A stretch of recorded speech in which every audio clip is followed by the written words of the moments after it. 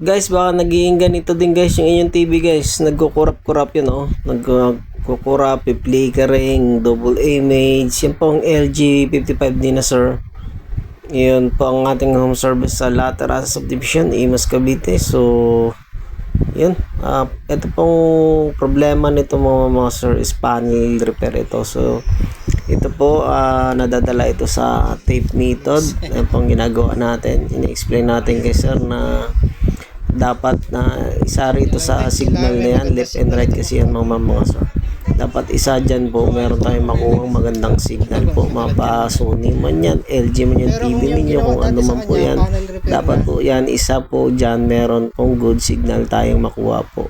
Kasi nga po, pagka puro po yan bad signal, puro po corrupted o puro po may mga bar lines, nako po, pariyo na po malungkot.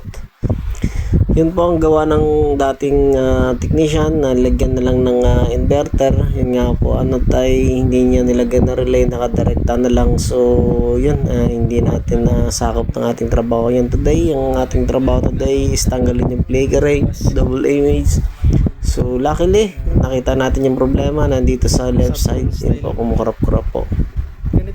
Tapos yung sa right side niya po, hindi siya kumukurap-kurap. So ibig sabihin, yung nandito nga po yung sira sa kanyang left side. So dyan tayo naglagay po ng tape method sa area na may sira sa left side po. Kasi dyan siya kumukurap-kurap kanina. So, ibig sabihin po, nandun po yung shorted na signal mga sir. So, kinancel na natin dyan. So, ito pong trabaho natin mga sir. Paswertihan po yan, nasira po. Meron minsan na magaspang sa area kung saan po siya may sakit o may shorted o may sira. Kailangan na lang po natin nun pagtyagaan po. Kasi yun na yung naging issues ng inyong TV. Kumbaga yun na po yung naging paraan namin. Kaya pinaka last option kumbaga. So ito pong ginagawa ko is tape method. Hindi po to malala masyado yung pagkakagawa kasi yung iba kasi cutting method yun. Wala na po talaga yung patawad, no mercy na kumbaga. Kinakat yung signal po. So yun, mamimili din po kayo dyan ng tunay na technician para hindi ho masira ang inyong TV. Yun po ang dapat nyong pag-aralan sa pagpapagawa po ng TV po mga sir. So ito naman ginagawa natin po, hindi po natin yan nakakalimutan po na linisin ho talaga kasi yun po yung title ng ating shop po, Netflix Electronics. Kailangan po talaga neat yung pagkakagawa po. So yun po ang ating legal na shop kumbaga. Netflix Electronics, yung address pala po niyan sa Alapan 1B, Imus, Cavite. So, yun po, tsaka nag-home service mo tayo ng buong Calabarzon, Marilaki, and NCR. So yun po, ito po yung napakalaki ng kanilang TV po. Yun nga po, sabi ko nga po, paswertihan po ng sira.